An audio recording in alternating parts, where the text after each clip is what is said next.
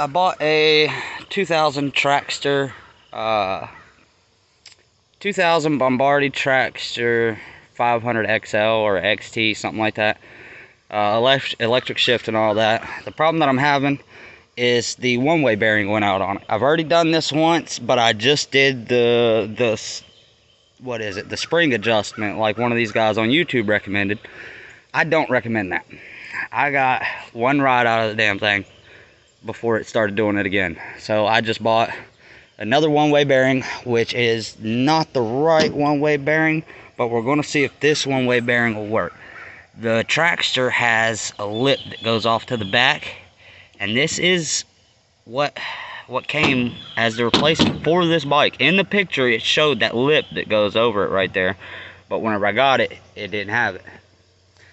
But let me go ahead and the easiest way to do this, because this is my third time doing it. I pulled the motor off first time, second time I pulled the rear end off, and this time I'm pulling the rear end off again.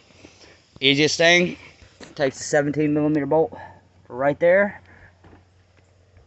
and another one right there. There is a bearing behind that though that will fall out once you pull it out.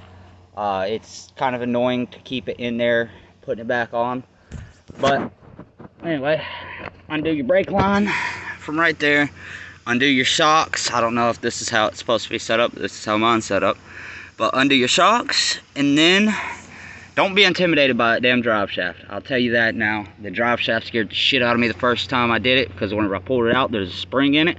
What you do whenever you're putting it back on, get to a ratchet strap, man. Put the ratchet strap in there and put it up here onto this frame. It's got a nice little hole right here. You can ratchet strap the rear end to suck it in. It's supposed to be a two-man job. It's a one-man job, and it only takes an hour and a half, 2 hours. There's nothing here that's intimidating. Well, everything here is intimidating because it's a big bike, hard to find the part, so you know it could be a little scary if you break something. But as long as you do it like this, you ain't gonna break anything. You don't have to. There's no specialty tools that you need other than a flywheel puller, and you really don't even need it.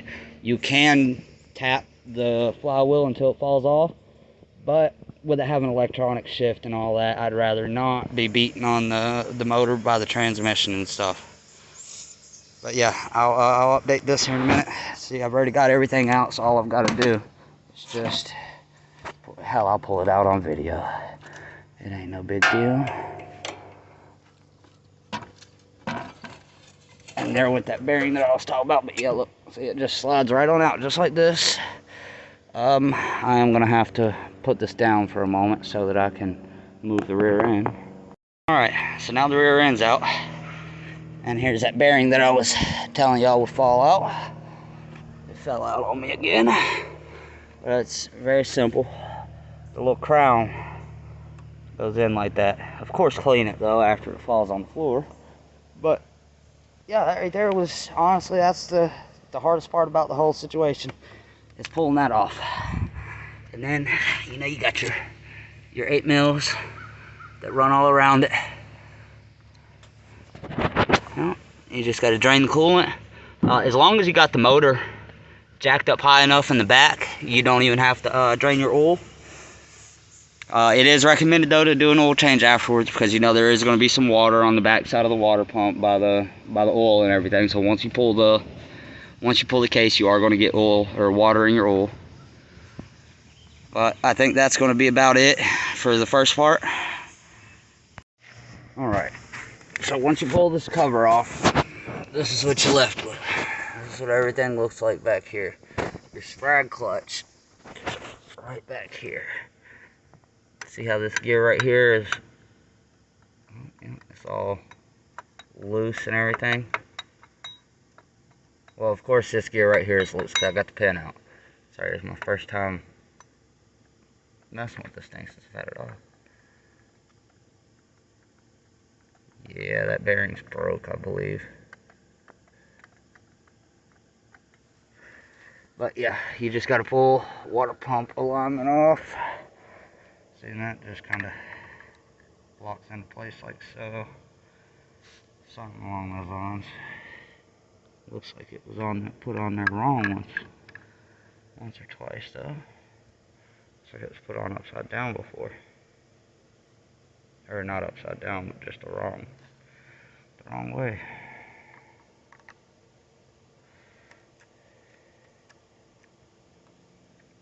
But yeah, you just pull the flywheel off, and then it's right there behind it. I'll just pause this for a few minutes. Well, a little update on what was wrong with it. Let's see if this damn thing will ever focus. It wasn't the one-way bearing itself. It's actually got grooves in it. Where the old one-way bearing ate it up. I noticed it before. It wasn't as bad before, but now it's just kind of fucked. But this one right here works the way it should. You spin it that way, but you can't spin it the other way without it locking. So that's good. Now just time to put this thing back together. And it is 10:14. It's 10:14. I started this at 8:35, so less than 2 hours to get it all apart. And the problem I was facing was all of these fucking things are stripped.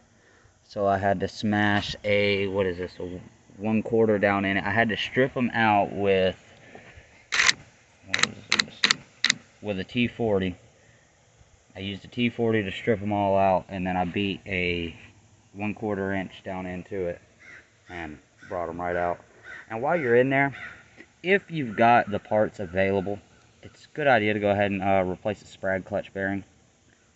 It don't hurt to replace it while it's out